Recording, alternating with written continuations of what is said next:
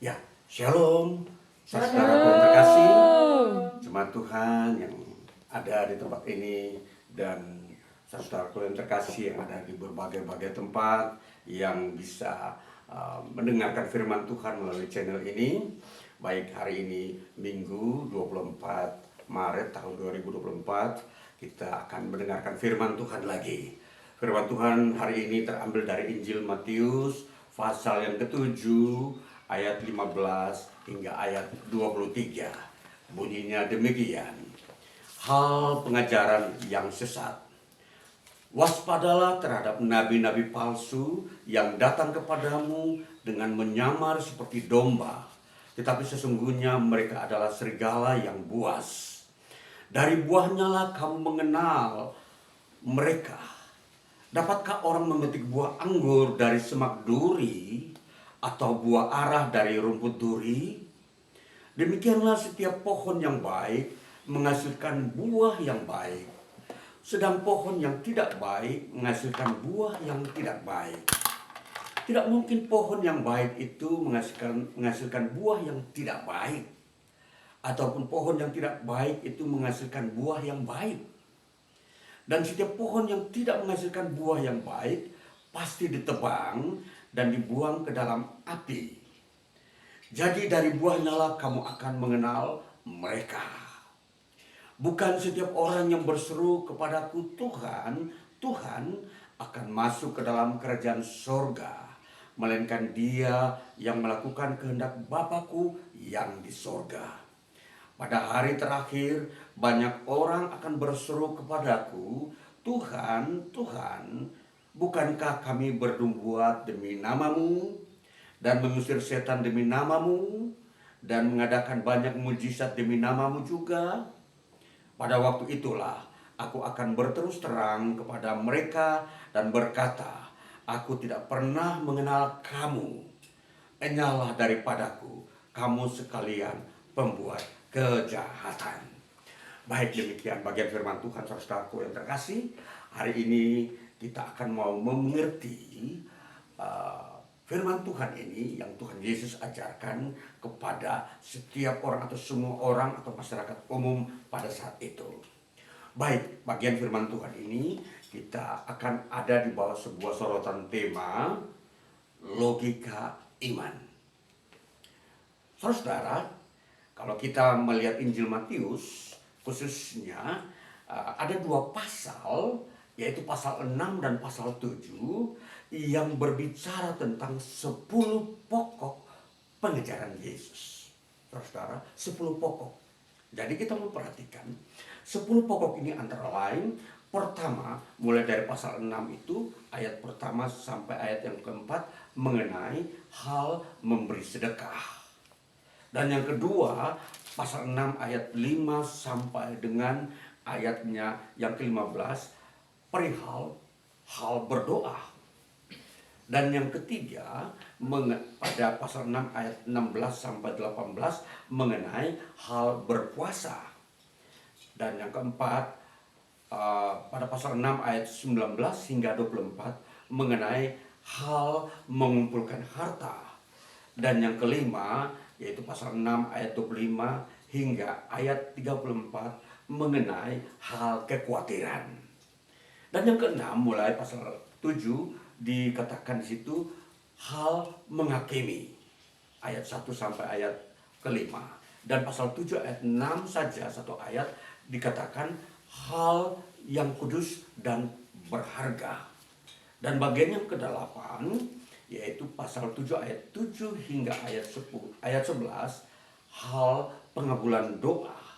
Dan yang ke-9 pasal 7 ayat 12 hingga ayat ke-14 mengenai jalan yang benar. Dan yang terakhir, yang bagian yang ke-10 di dalam pasal 7 ayat 15 hingga ayat 27 mengenai hal pengajaran yang sesat. Nah, ini saudara, dari seluruh kitab Injil dan khususnya di dalam Injil Matius ini kita menemukan 10 pokok, saudara. Jadi ini pengajaran Yesus ada 10 pokok. Dan ternyata yang saya ambil pada hari ini di dalam hal yang ke-10, yaitu hal pengajaran sesat. Nah, di dalam pengajaran sesat ini, di sini kita akan menemukan logika iman. Saudara, kalau kita berbicara tentang logika secara umum, semua logika itu berada dalam rasionalitas manusia. Semua manusia dapat berpikir secara logis, secara pantas, apa yang dapat dimengerti. Kemudian kalau kita memperhatikan juga iman. Iman itu sesuatu yang melampaui hal logika. Iman itu di atas logika, di hal supranatural. Jadi disinilah yang kita mau melihat bagaimana menghubungkan antara logika dan iman, yang saya sebut logika iman. Nah, saudara, berangkat dari Injil Matius pasal 7 ini, di sini kita akan mau melihat bagaimana Yesus mengungkapkan hal-hal logika iman, di mana di situ kita melihat Yesus menampilkan bagaimana waspada terhadap nabi-nabi palsu.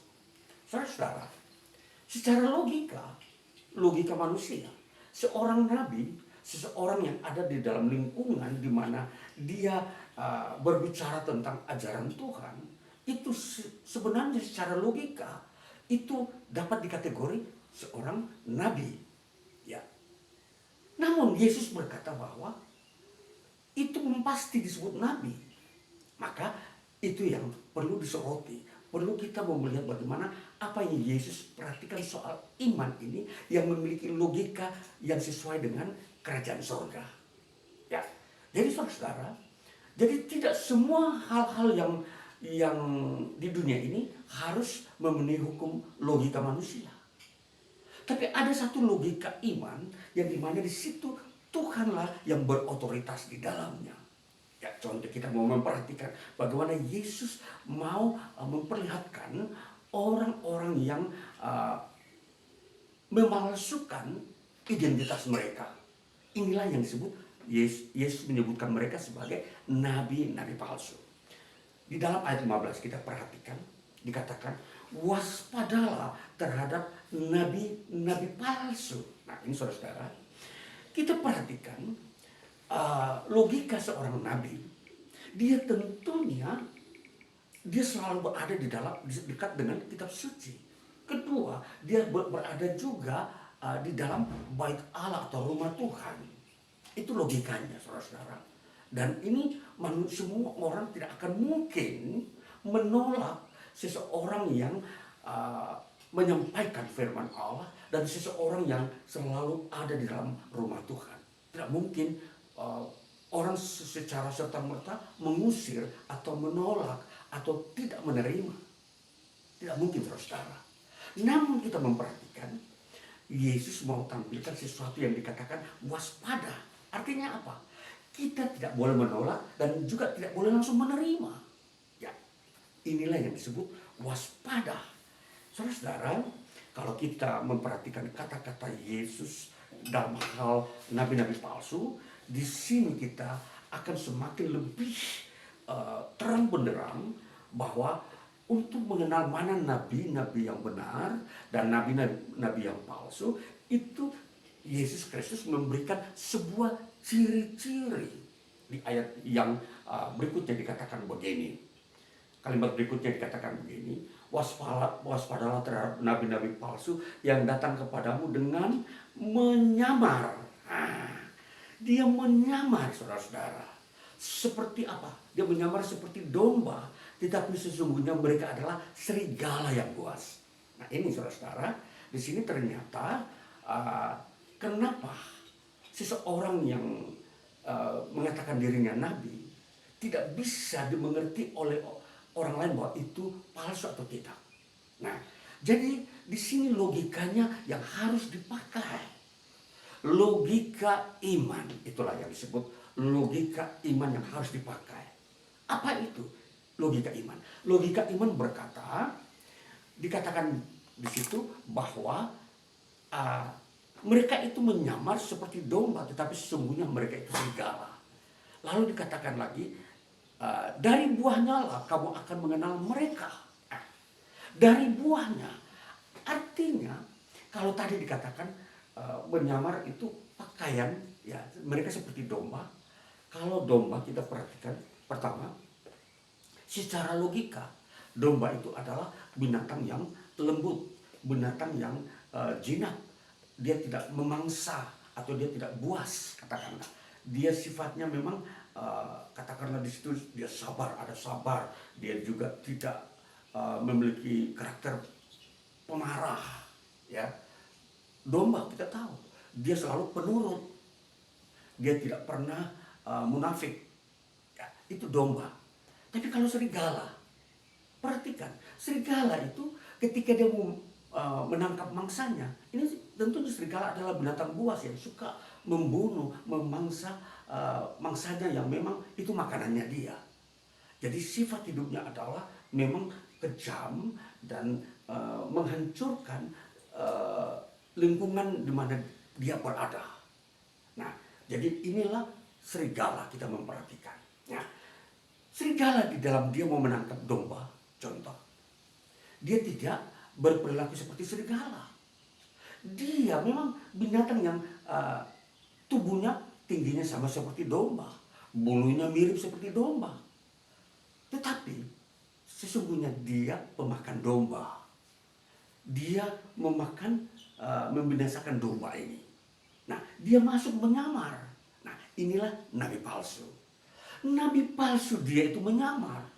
Sesungguhnya dia mau membinasakan jemaat Tuhan. Dia mau menyesatkan orang-orang percaya supaya tidak percaya kepada Tuhan dan membawa orang-orang yang sudah percaya ini kepada yang sesat, yang salah. Nah, itulah kita mau memperhatikan ini logika iman di sini, barulah kita mengerti bahwa penyesatan itu adalah bagian dari pekerjaan nabi palsu. Ya, jadi logika iman berkata bahwa segala yang palsu, yang menyesatkan manusia itu adalah nabi palsu.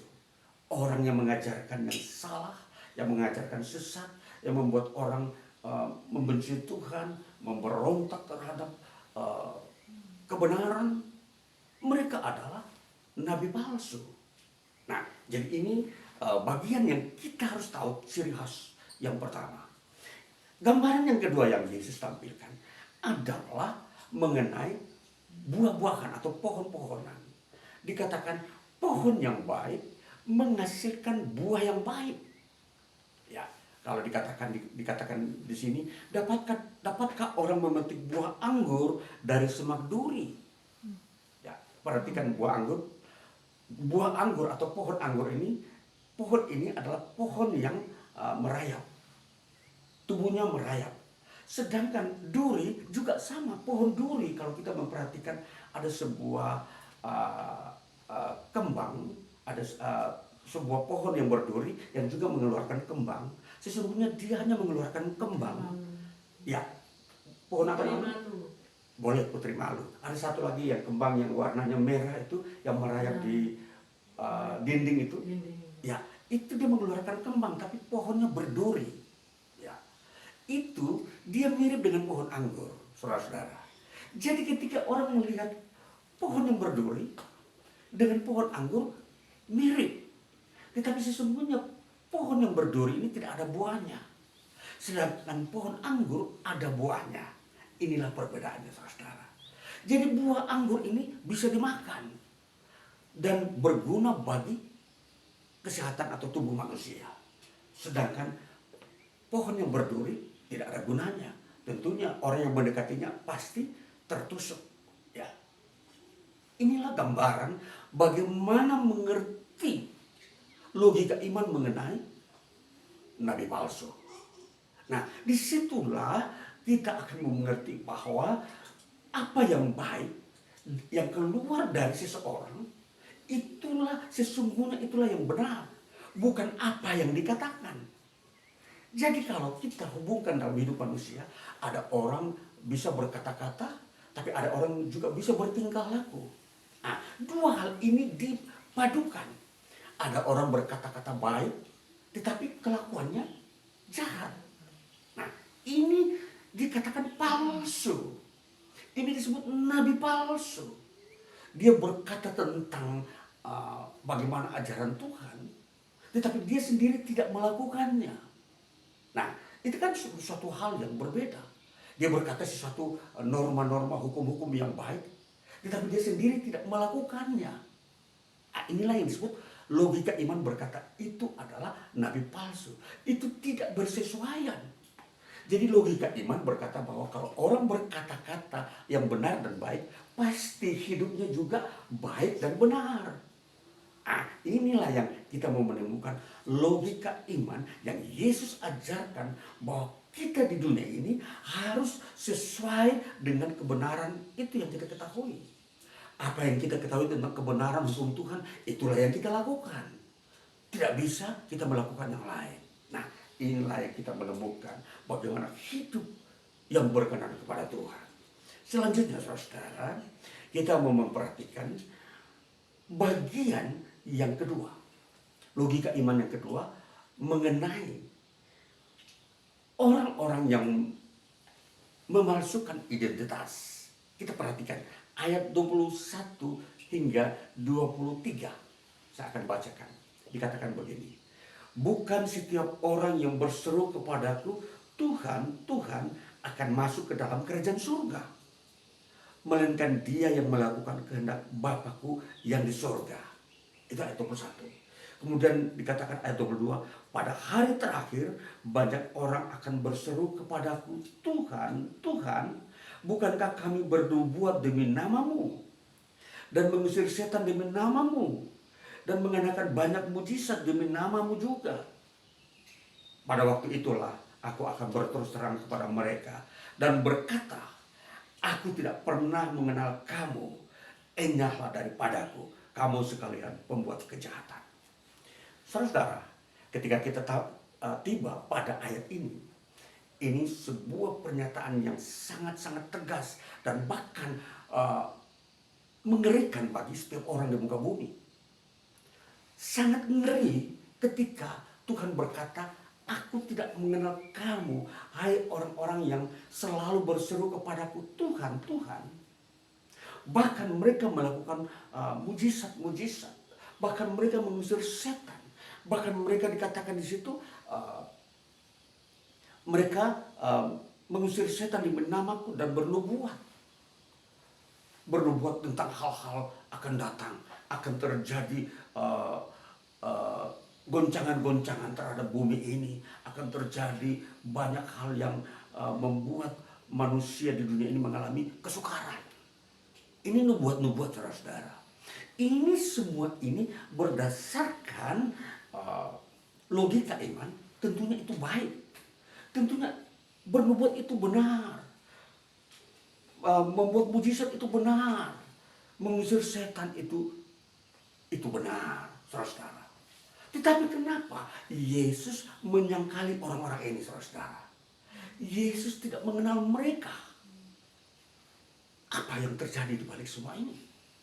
Apa sesungguhnya yang terjadi ketika penghakiman Tuhan itu datang dan berkata kepada orang-orang yang sering bernubuat, mengusir setan dan melakukan mujizat, dan Yesus katakan, aku tidak mengenal. Logika imannya di mana, saudara? Ternyata dikatakan pada ayat yang terakhir, dikatakan begini, enyahlah daripadaku, kamu sekalian pembuat kejahatan. Saudara, ternyata kejahatan itu adalah sebuah perbuatan, sedangkan mujizat adalah sebuah perkataan atau pengajaran. Jadi pengajaran dan perbuatan mereka bertentangan. Mereka bernubuat bahwa akan terjadi apapun, dan itu tergenapi, dan mereka buat mujizat di bumi, hal-hal yang dibutuhkan oleh manusia.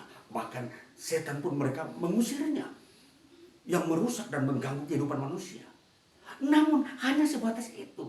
Ketika mereka hidup dalam moralitas, mereka tidak mampu hidup dengan moral yang baik. Mereka melakukan kejahatan. Apa kejahatan yang mereka lakukan? Kita baca dalam kitab 1 Timotius pasal yang pertama. Kitab 1 Timotius pasal yang pertama, kita baca di dalam ayatnya yang ke-9.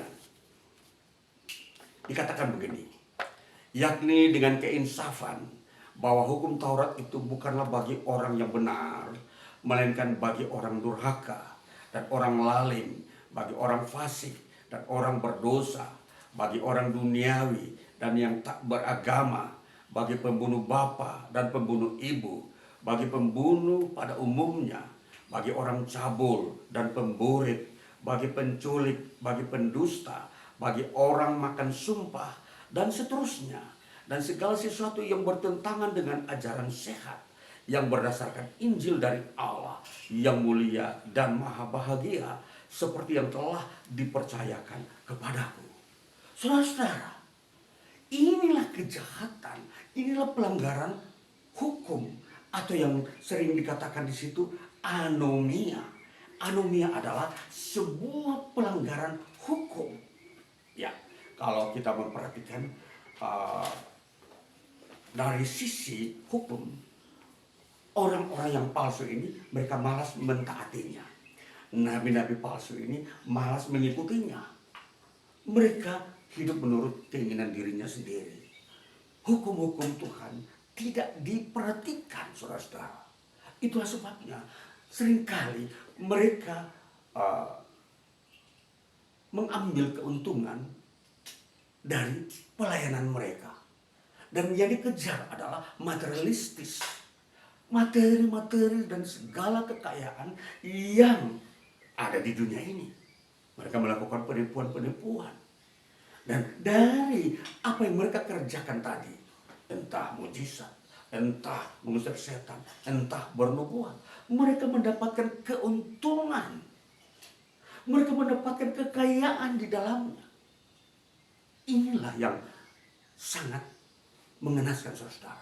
Jadi logika iman ini kita harus berdasarkan iman itu sendiri.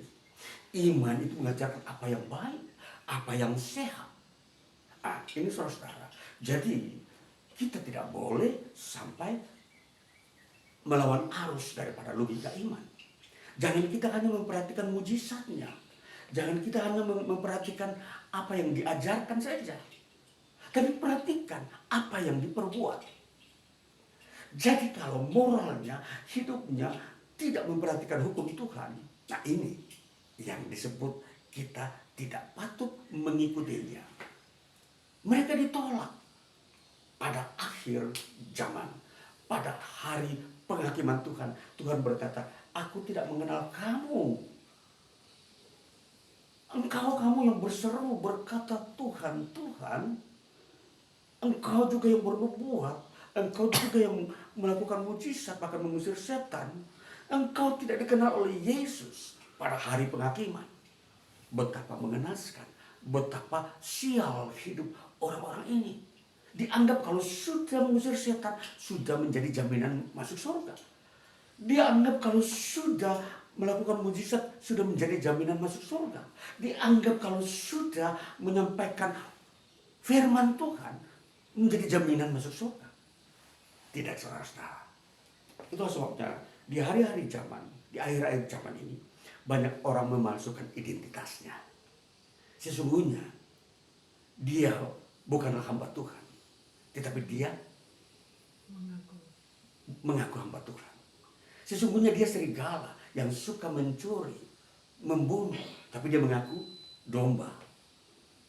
Ini saudara-saudara, betapa banyak tingkah laku yang memalsukan. Jadi kita waspada dengan sikap-sikap yang palsu. Jadi lebih baik identitas itu janganlah dipercaya penuh. Sekalipun dia mengaku seorang pengajar kebenaran firman Allah yang kuat, yang tangguh, tapi perbuatannya, lihat hidupnya. Apakah hidupnya sesuai dengan pengajarannya? Hidupnya itu bermoral atau hidup di dalam kebenaran, kekudusan, dalam taat terhadap hukum Tuhan, menghormati Tuhan. Apakah ada seperti itu? Jadi dia tidak hidup mementingkan diri sendiri. tidak mencari keuntungan diri sendiri. Ah, inilah saudara-saudara, saya sampaikan kepada kita sekalian untuk mengerti kebenaran firman Tuhan. Sekalipun saya mengatakan firman Tuhan, saya juga harus mewaspadai diri saya, hidup saya harus dalam hukum Tuhan.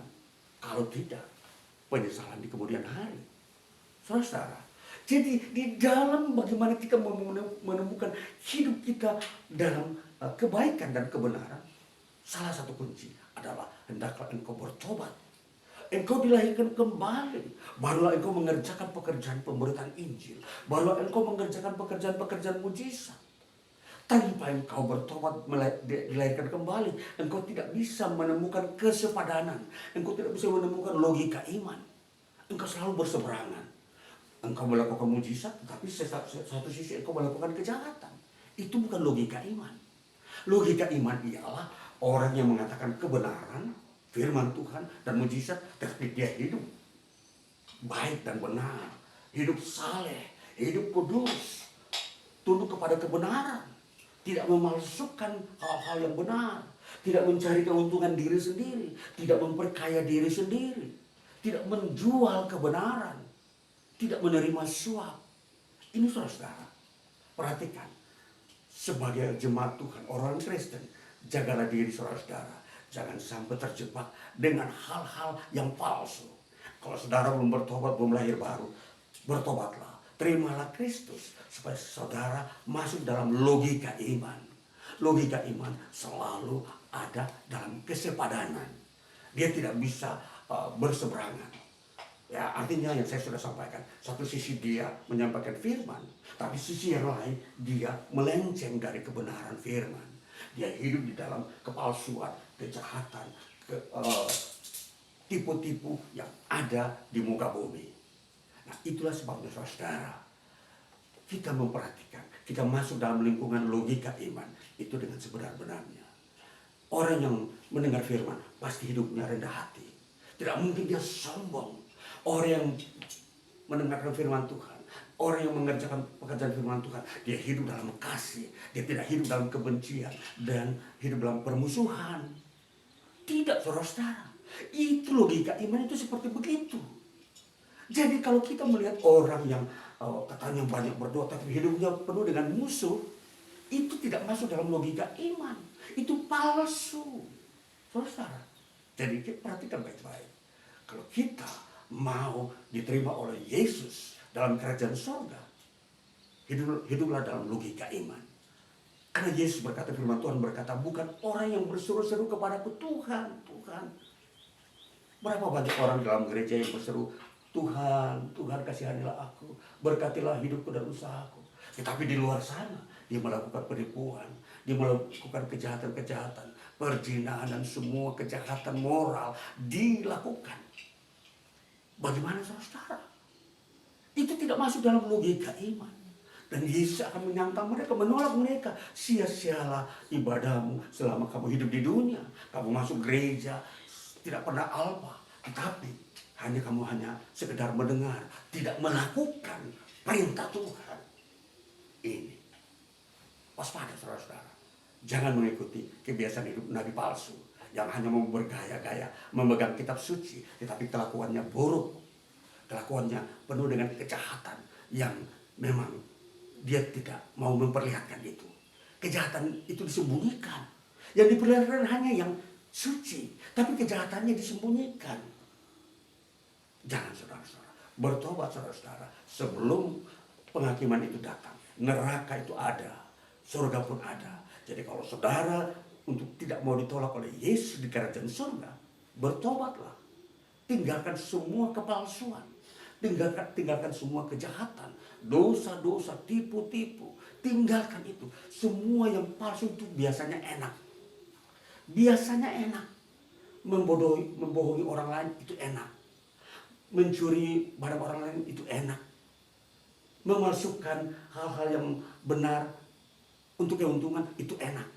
Tapi lihat, neraka sudah tunggu di masa depanmu. Sebelum engkau masuk ke dalam penghakiman, bertobat.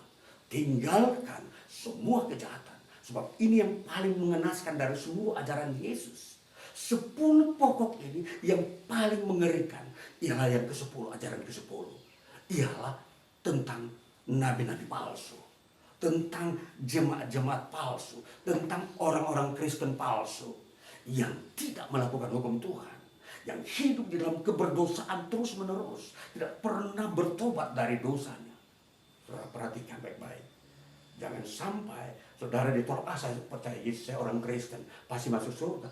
No, no, no. Yesus berkata tidak. Bukan yang identitasnya Kristen dan masuk surga saja yang mengaku itu, tetapi melakukan kehendak Bapakku. Ini logikanya seperti itu. Jadi kuncinya tidak hanya saudara hidup di tengah gereja, memiliki persekutuan dengan orang-orang Kristen yang selalu membaca Alkitab siang dan malam. Tetapi kalau saudara tidak melakukannya, bahaya. Bahaya saudara. Jadi hari-hari terakhir ini, janganlah saudara kecewa bila ada orang mengejek saudara ketika saudara mau melakukan hukum Tuhan. Saya tidak mau berdusta, saya tidak mau berzina, saya tidak mau mencuri. Ini saudara-saudara, ini penting. Banyak orang akan mengolok orang-orang seperti ini. Tetapi lihat, Yesus menerima saudara. Perhatikan. Jadi saudara-saudara, bertobatlah, sungguh-sungguh hidup dalam kebenaran. Kalau saudara ingin diterima di surga, jangan saudara disesatkan oleh nabi palsu bahwa hanya mendengar firman saja, jangan melakukan. Ini bahaya besar akan menimpa hidup manusia, hidup saudara, ketika saudara hanya mau mendengar, tidak mau melakukan firman Tuhan.